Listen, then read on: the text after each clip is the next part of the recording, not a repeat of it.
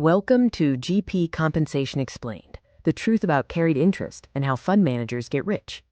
In this in-depth educational video, we'll demystify the world of general partner compensation in private equity, focusing on the quote 2 and 20 feet model, carried interest, and the incentives that drive fund managers.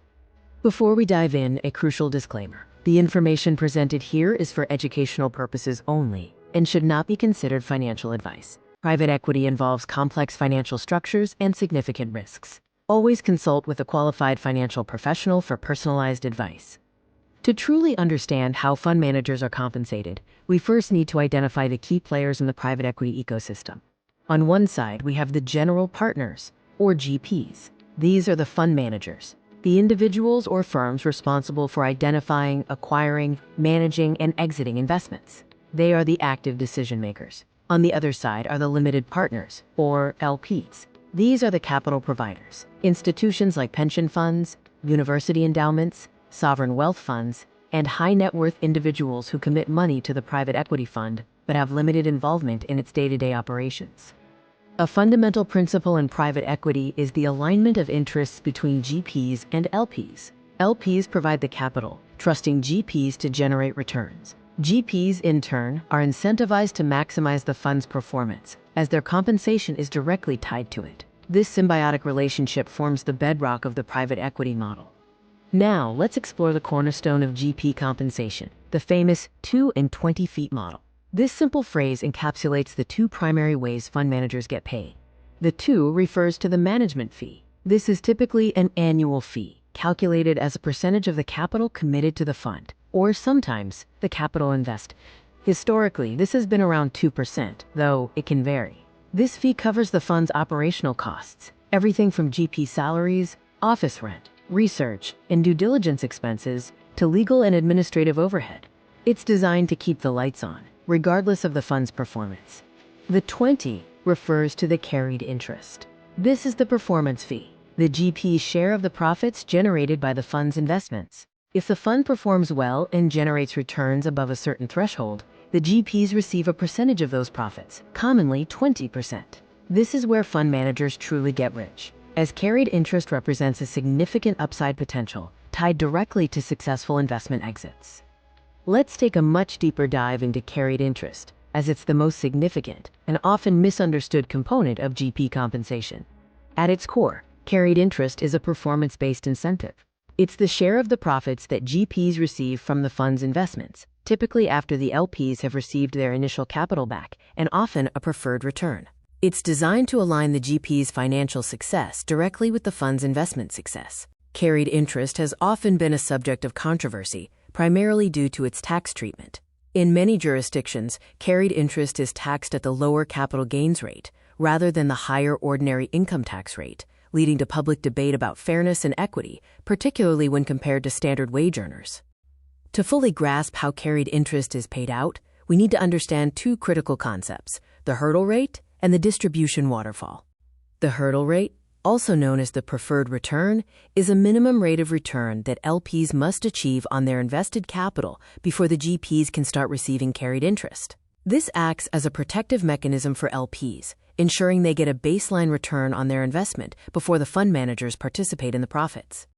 The distribution waterfall dictates the order in which cash flows are distributed from the fund to LPs and GPs. While structures can vary, a common waterfall typically has 4 tiers. First, LPs receive their initial capital back. Second, LPs receive their preferred return. Third, there's often a catch-up clause, allowing GPs to recoup a portion of the preferred return they missed during the initial LP distributions. Finally, once these conditions are met, the remaining profits are split according to the carried interest percentage, typically 80% to LPs and 20% to GPs. Within the concept of the distribution waterfall, there are 2 primary structures: the American waterfall and the European waterfall. Understanding the difference is crucial for LPs. The American waterfall, also known as a deal-by-deal waterfall, allows GPs to receive carried interest on individual successful exits as they occur, even if other investments in the fund are still unrealized or performing poorly. This can lead to earlier payouts for GPs, but it also means there's a higher reliance on clawback provisions to ensure LPs are ultimately made whole at the fund's conclusion. In contrast, the European waterfall, or fund-level waterfall, requires the LPs to receive their initial capital back and their preferred return across the entire fund's portfolio before the GPs receive any carried interest. This structure is generally considered more LP-friendly, as it reduces clawback risk and ensures the fund's overall performance drives GP compensation. To protect LP interests and further align incentives, private equity agreements include important safeguards and commitments from GPs. Clawback provisions are a critical safeguard for LPs, particularly in American waterfall structures. They legally obligate GPs to return any carried interest that was distributed to them earlier in the fund's life if, by the end of the fund's term, the LPs haven't received their full committed capital and preferred return. This ensures LPs are not disadvantaged if early successful deals are offset by later underperforming ones. Another vital aspect is the GP commitment.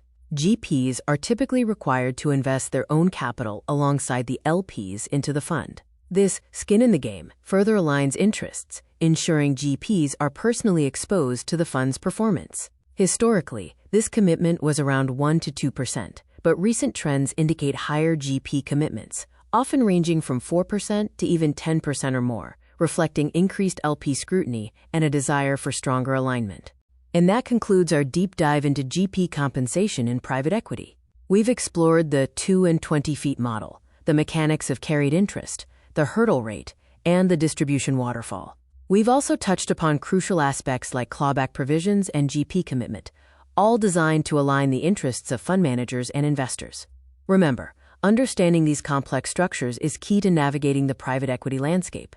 As always, this content is for educational purposes only and should not be considered financial advice. Always consult with a qualified financial professional for personalized guidance. Thank you for watching.